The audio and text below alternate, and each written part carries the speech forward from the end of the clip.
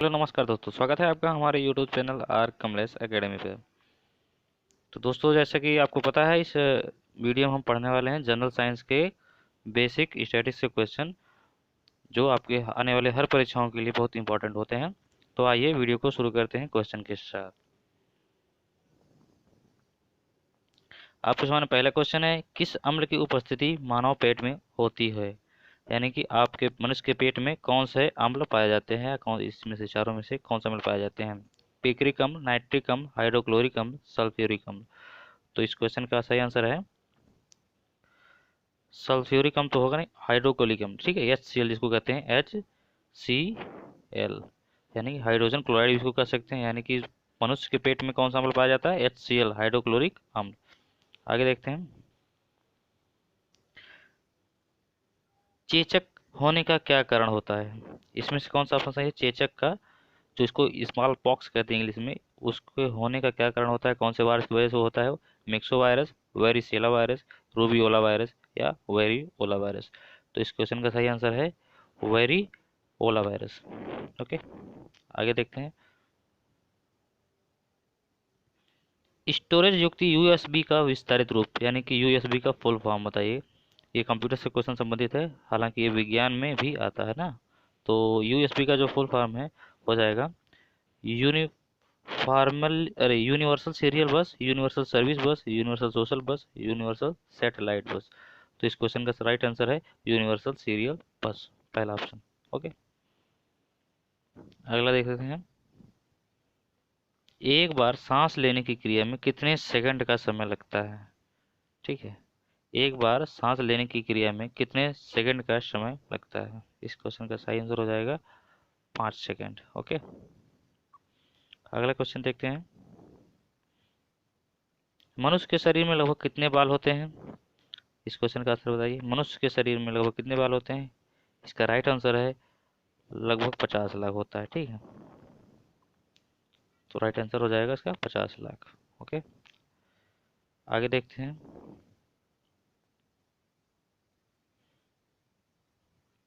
छोटी आंत लगभग 7 मीटर लंबी होती है तथा इसका व्यास कितना होता है? इस क्वेश्चन से आपको दो नॉलेज मिलेंगे। पहली बात तो, एक छोटी आंत की लंबाई आपको पता हो जाएगी, 7 मीटर इसमें जो लिखा है क्वेश्चन में।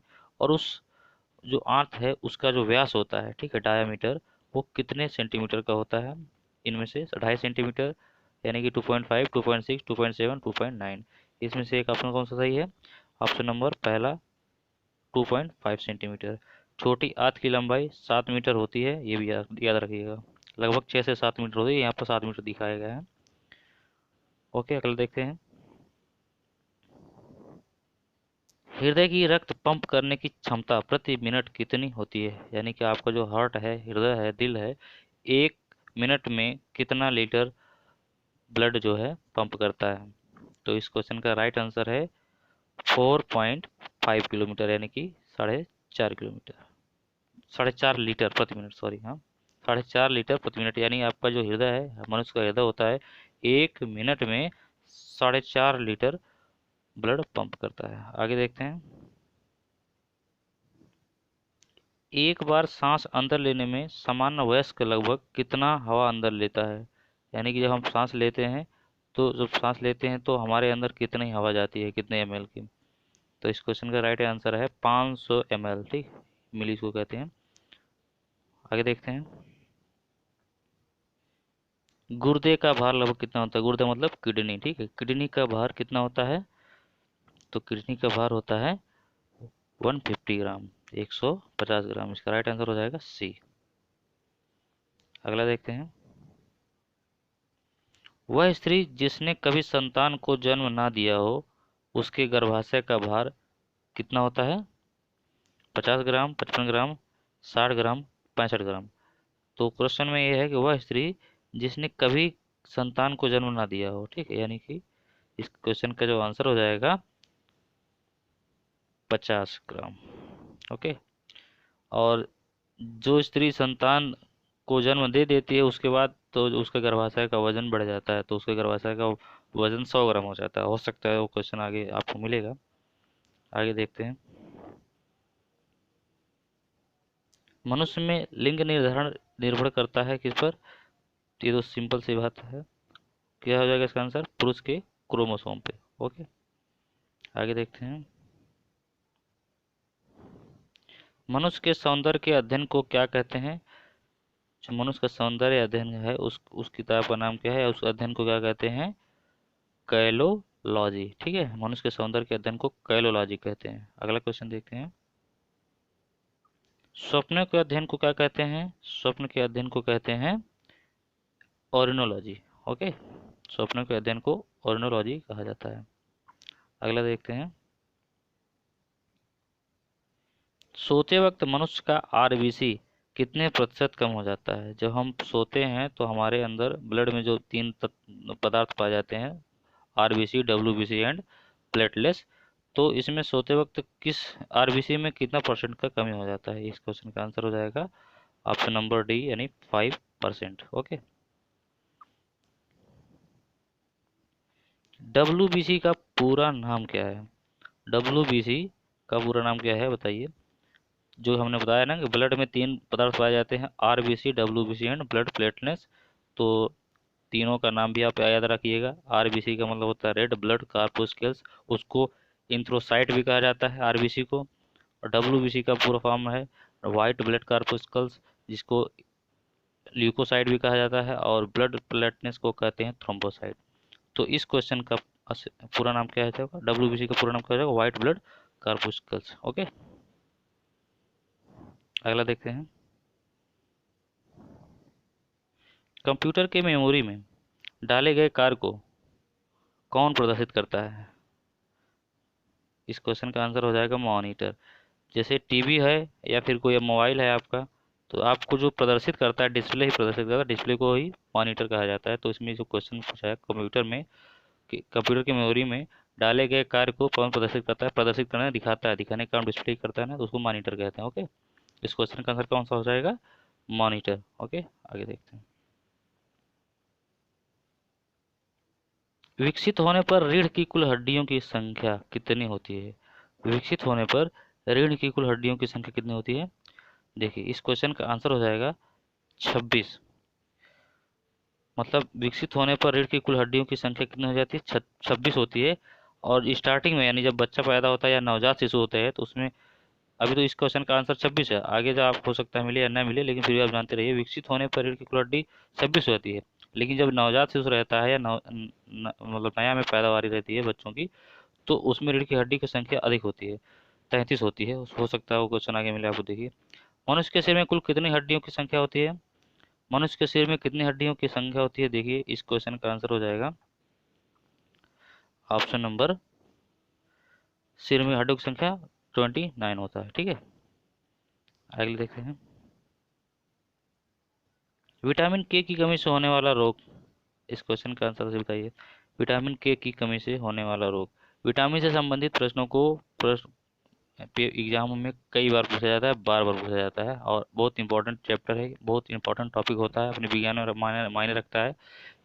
मतलब एक तो वायरस से होने वाली बीमारी, बैक्टीरिया से होने वाली बीमारी, और ये सब विटामिन से बहुत ज़्यादा क्वेश्चन पूछता है। इसलिए विटामिन से होने वाली बीमारी और उसका जो पूर्ति करता है, यानी कि इसकी कमी से क्या होता है, उसको कैसे पूरा किया जा सकता है, इन सब टॉपिक को ध्यान से पढ़ लीजिएगा कोई भी एग्जाम देने से पहले। तो विटामिन के की कमी से होने वाला जो रोग है, रक्त का थक्का न बनना। ठीक है, ये जो इसका ऑप्शन है, रक्त का थक्का न बनना, जिसके अंदर विटामिन के की कमी होती है, उसको जब चोट वोट लगती है तो ब्लड बहना काफ़ी देर में बंद होता है, जल्दी नहीं बंद होता है। ठीक है, तो इस क्वेश्चन का आंसर हो जाएगा रक्त का थक्का न बनना, विटामिन के की कमी से। अगला देखते हैं। विटामिन ई की कमी से कौन सा रोग होता है? इस क्वेश्चन का आंसर हो जाएगा ऑप्शन नंबर डी, जनन शक्ति का कम होना। ठीक है, विटामिन ई की कमी जिसके अंदर होती है उसकी जनन शक्ति कम हो जाती है। अगला क्वेश्चन देखते हैं। मनुष्य का कंकाल तंत्र कितने भागों में बटा या कितने भागों का बना होता है? मनुष्य का जो कंकाल तंत्र है कितने भागों का बना होता है? 2। ठीक है, इस क्वेश्चन का आंसर हो जाएगा 2। अगला क्वेश्चन देखते हैं।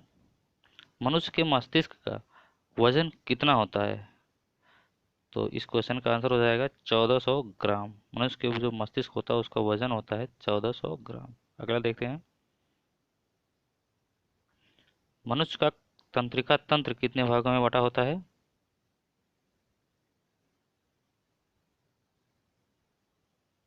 सॉरी, मनुष्य का तंत्रिका तंत्र कितने भागों में विभक्त होता है या बटा होता है? मनुष्य का जो तंत्रिका तंत्र होता है वो 3 भागों में बटा होता है। तो इसका राइट आंसर हो जाएगा ऑप्शन नंबर बी। ओके, आगे देखते हैं, सूर्य से आने वाली पराबैंगनी किरण से पृथ्वी को कौन सी गैस बचाती है? यानी कि सूर्य से आने वाली पराबैंगनी किरण से पृथ्वीवासियों को बचाने वाली गैस का नाम है इनमें से ओजोन गैस।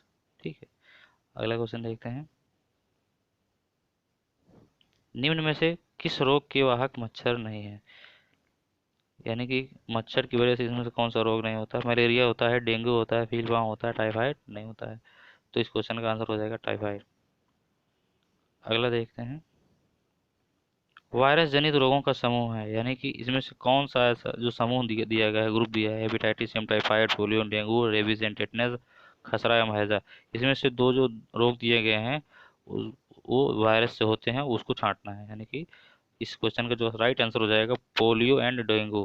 पोलियो और डेंगू ऐसे हैं जो दोनों वायरस से होते हैं। हेपेटाइटिस एंड टाइफाइड जो है इसमें एक वायरस से होता है, एक बैक्टीरिया से होता है, इसलिए ये आंसर मैच नहीं होगा। रेबीज देखिए आपका वो है, वायरस है, लेकिन टेटनस बैक्टीरिया से होता है। तो इस तरह से पोलियो एंड डेंगू जो है दोनों वायरस से होते हैं, इसलिए इस क्वेश्चन का राइट आंसर हो जाएगा पोलियो एंड डेंगू। अगला क्वेश्चन देखते हैं, पौधों को हाइड्रोजन की प्राप्ति होती है, पौधे हाइड्रोजन कहाँ से ग्रहण करते हैं? तो वो जो जमीन से जब पानी को खींचते हैं, यानी पानी जब ग्रहण करते हैं, तो पानी में क्या, पानी का रासायनिक सूत्र क्या होता है? H2O। तो उसमें हाइड्रोजन और ऑक्सीजन दोनों होते हैं, तो उसी से हाइड्रोजन ये सब प्राप्त करते हैं पौधे। पौधे अपना मतलब हाइड्रोजन कहाँ से प्राप्त करते हैं? जल से प्राप्त करते हैं। ठीक है, तो इस क्वेश्चन का राइट आंसर हो जाएगा जल। ओके, आगे देखते हैं,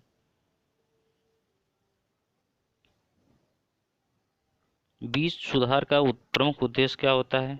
इस क्वेश्चन का राइट आंसर हो जाएगा अधिक उपज।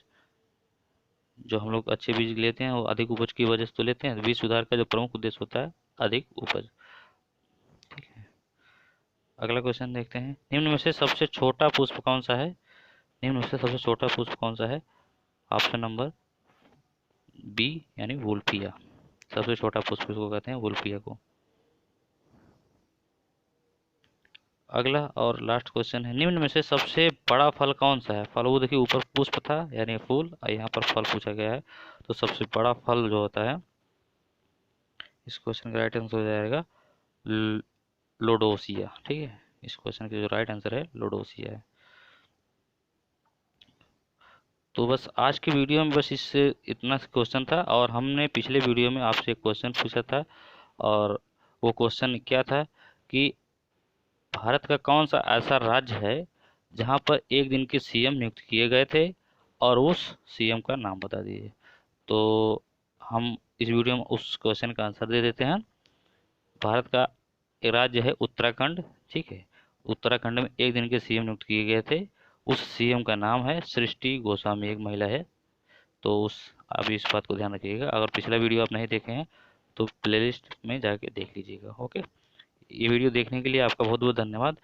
वीडियो को छोड़ने से पहले आपसे एक रिक्वेस्ट है कि अगर आपको वीडियो पसंद आता है तो वीडियो को लाइक करिए, अपने दोस्तों में शेयर करिए, और हमारे चैनल पर नए हैं तो इस चैनल को सब्सक्राइब कर लीजिए।